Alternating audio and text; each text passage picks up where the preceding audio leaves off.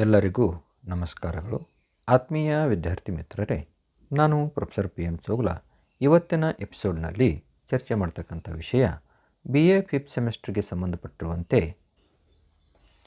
Industrial economics paper 5.2 syllabus as per SEP guidelines. ಕೈಗಾರಿಕಾ ಅರ್ಥಶಾಸ್ತ್ರ ಪಠ್ಯಕ್ರಮ SEP ಮಾನಕಗಳ ಪ್ರಕಾರ. ಆತ್ಮೀಯರೇ, ಚಾನಲ್ಗೆ ಸಬ್ಸ್ಕ್ರೈಬ್ ಆಗಿಲ್ಲ ಅಂದರೆ ದಯವಿಟ್ಟು ಸಬ್ಸ್ಕ್ರೈಬ್ ಮಾಡಿಕೊಳ್ಳಿ. ನಿಮ್ಮ ಸಲಹೆ ಸಂದೇಹಗಳಿಗೆ ಕಮೆಂಟ್ ಬಾಕ್ಸ್ ಯಾವತ್ತೂ ಓಪನ್ ಆಗಿದೆ. ದಯವಿಟ್ಟು ಏನಾದರೂ ಈ ಒಂದು ಸಿಲೆಬಸ್ಗೆ ಸಂಬಂಧಪಟ್ಟಿರುವಂತೆ ಗೊಂದಲಗಳಿದ್ದರೆ, ಸಮಸ್ಯೆಗಳಿದ್ದರೆ ಕಮೆಂಟ್ ಮಾಡಿ ತಿಳಿಸಿ ಎಂದು ಹೇಳುತ್ತಾ ಇವತ್ತಿನ ಚರ್ಚೆಯನ್ನು ಆರಂಭ ಮಾಡೋಣ. ಆತ್ಮೀಯ ವಿದ್ಯಾರ್ಥಿ ಮಿತ್ರರೇ, ಹಿಂದಿನ ಒಂದು ಎಪಿಸೋಡ್ನಲ್ಲಿ ನಾವು ಪಬ್ಲಿಕ್ ಎಕನಾಮಿಕ್ಸ್ ಬಗ್ಗೆ ಚರ್ಚೆ ಮಾಡಿದ್ದೇವೆ. ಡೆವಲಪ್ಮೆಂಟ್ ಎಕನಾಮಿಕ್ಸ್ ಈ ಪಠ್ಯಕ್ರಮದ ಬಗ್ಗೆ ಚರ್ಚೆ ಮಾಡಿದ್ದೀವಿ. ಇವತ್ತು ಚರ್ಚೆ ಮಾಡ್ತಕ್ಕಂಥ ವಿಷಯ 5.2 ಈ ಪತ್ರಿಕೆಗೆ ಸಂಬಂಧಪಟ್ಟಿರುವಂತೆ industrial economics. Okay, and the total teaching hours become 5, credit become 4, IMRs become 20, sem end exam marks become 80, total marks become 100. So ಇವತ್ತು ಕೈಗಾರಿಕಾ ಅರ್ಥಶಾಸ್ತ್ರ ಪತ್ರಿಕೆ 5.2 ವಿಷಯಕ್ಕೆ ಸಂಬಂಧಪಟ್ಟ ಪಠ್ಯಕ್ರಮವನ್ನು ನೋಡೋಣ ಬನ್ನಿ. Paper 5.2 industrial economics syllabus. Unit number 1, introduction to industrial economics, 12 hours of teaching. Industrial economics, meaning, nature, scope, firm versus industry, classification of firm on the basis of ownership, that is public, private, joint and cooperative sectors, optimum firm and its determinants, industrial combinations, causes, mergers and acquisitions and amalgamations. ಕನ್ನಡದಲ್ಲಿ ಘಟಕ ಸಂಖ್ಯೆ 1 ಕೈಗಾರಿಕಾ ಅರ್ಥಶಾಸ್ತ್ರದ ಪರಿಚಯ. ಒಟ್ಟು 12 ಗಂಟೆಗಳ ಬೋಧನಾವಧಿಗಾಗಿ ಕೈಗಾರಿಕಾ ಅರ್ಥಶಾಸ್ತ್ರ, ಇದರ ಅರ್ಥ, ಸ್ವರೂಪ ಮತ್ತು ವ್ಯಾಪ್ತಿ, ಉದ್ಯಮ ಮತ್ತು ಕೈಗಾರಿಕೆ, ಮಾಲೀಕತ್ವದ ಆಧಾರದ ಮೇಲೆ ಸಂಸ್ಥೆಗಳ ವರ್ಗೀಕರಣ, ಮುಖ್ಯವಾಗಿ ಸಾರ್ವಜನಿಕ, ಖಾಸಗಿ, ಜಂಟಿ ಹಾಗೂ ಸಹಕಾರಿ ವಲಯಗಳು, ಆದರ್ಶ ಸಂಸ್ಥೆ ಅಥವಾ ಉದ್ಯಮ ಮತ್ತು ಅದರ ನಿರ್ಧಾರಕ ಅಂಶಗಳು, ಕೈಗಾರಿಕಾ ಸಂಯೋಜನೆಗಳು, ಇದಕ್ಕೆ ಕಾರಣಗಳು, ವಿಲೀನಗಳು ಮತ್ತು ಸ್ವಾಧೀನ ಹಾಗೂ ಏಕೀಕರಣಗಳ ವಿಷಯ ಕುರಿತು.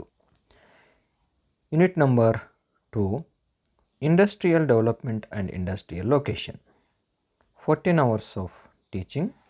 Industrial development, meaning, factors influencing industrial development, major problems of industries, role of ICT and AI in industrial development. Industrial location, meaning, factors influencing location, dynamics of industrial location, localization and planned location, theories of industrial location, Weber's theory and Sargent Lawrence theory. ಕನ್ನಡದಲ್ಲಿ ಘಟಕ ಸಂಖ್ಯೆ 2 ಕೈಗಾರಿಕಾ ಅಭಿವೃದ್ಧಿ ಮತ್ತು ಕೈಗಾರಿಕಾ ಸ್ಥಳೀಕರಣ. 14 ಗಂಟೆಗಳ ಬೋಧನಾವಧಿಗಾಗಿ ಕೈಗಾರಿಕಾ ಅಭಿವೃದ್ಧಿ, ಇದರ ಅರ್ಥ, ಕೈಗಾರಿಕಾ ಅಭಿವೃದ್ಧಿಯ ಮೇಲೆ ಪ್ರಭಾವ ಬೀರುವ ಅಂಶಗಳು, ಕೈಗಾರಿಕೆಗಳ ಪ್ರಮುಖ ಸಮಸ್ಯೆಗಳು, ಕೈಗಾರಿಕಾ ಅಭಿವೃದ್ಧಿಯಲ್ಲಿ ICT ಮತ್ತು AIನ ಪಾತ್ರ, ಕೈಗಾರಿಕಾ ಸ್ಥಳೀಕರಣ, ಇದರ ಅರ್ಥ, ಸ್ಥಳೀಕರಣದ ಮೇಲೆ ಪ್ರಭಾವ ಬೀರುವ ಅಂಶಗಳು, ಕೈಗಾರಿಕಾ ಸ್ಥಳೀಕರಣದ ಗತಿಶೀಲತೆ, ಸ್ಥಳೀಕರಣ ಮತ್ತು ಯೋಜಿತ ಸ್ಥಳೀಕರಣ, ಕೈಗಾರಿಕಾ ಸ್ಥಳೀಕರಣದ ಸಿದ್ಧಾಂತಗಳು, ವೆಬರ್ ಅವರ ಸಿದ್ಧಾಂತ ಮತ್ತು ಸಾರ್ಜೆಂಟ್ ಫ್ಲೋರೆನ್ಸ್ ಅವರ ಸಿದ್ಧಾಂತ. ಆತ್ಮೀಯರೇ, unit number 3, industrial policy and entrepreneurship development, total 12 hours of teaching. And industrial policy, its meaning, objectives, industrial policy 1948, 1956, 1991.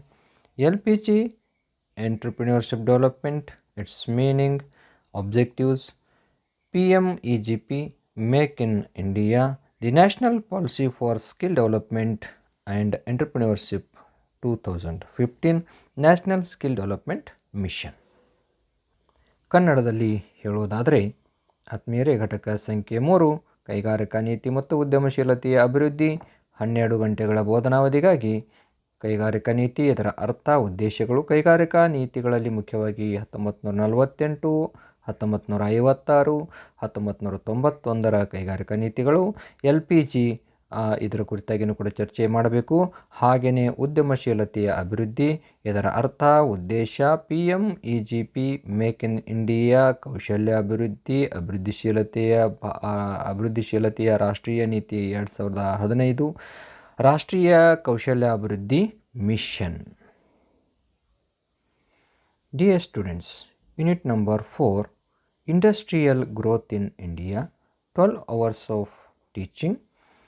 Industrial growth in India, overview of recent trends in Indian industrial growth and structural transformation, changing role of public enterprises, MSMED Act 2006, performance and role of micro, small, medium enterprises, role of MNCs in India, the IT sector in India, overview in word context.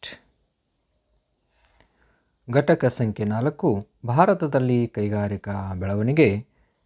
12 ಗಂಟೆಗಳ ಬೋಧನಾವಧಿಗಾಗಿ ಆತ್ಮೀಯ ವಿದ್ಯಾರ್ಥಿ ಮಿತ್ರರೇ,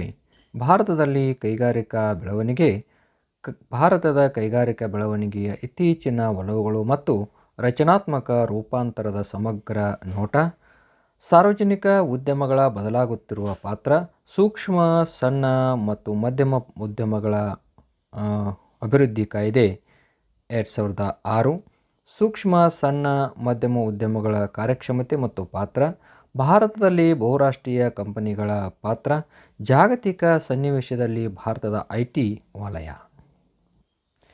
Dear students, unit number 5, Industrial Finance in India. 10 ಗಂಟೆಗಳ ಬೋಧನಾವಧಿ, total 10 hours of teaching. Industrial finance, its meaning, sources, that is internal, external and other components of funds.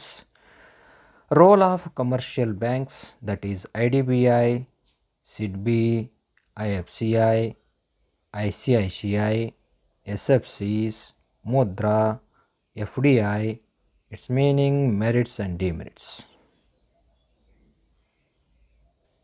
ಆತ್ಮೀಯ ವಿದ್ಯಾರ್ಥಿ ಮಿತ್ರರೇ, ಘಟಕ ಸಂಖ್ಯೆ 5 ಭಾರತದಲ್ಲಿ ಕೈಗಾರಿಕಾ ಹಣಕಾಸು. 10 ಗಂಟೆಗಳ ಬೋಧನಾವಧಿಗಾಗಿ ಕೈಗಾರಿಕಾ ಹಣಕಾಸು, ಇದರ ಅರ್ಥ, ಮೂಲಗಳು, ಆಂತರಿಕ, ಬಾಹ್ಯ ಹಾಗೂ ಇತರ ನಿಧಿಗಳ ಮೂಲಗಳು.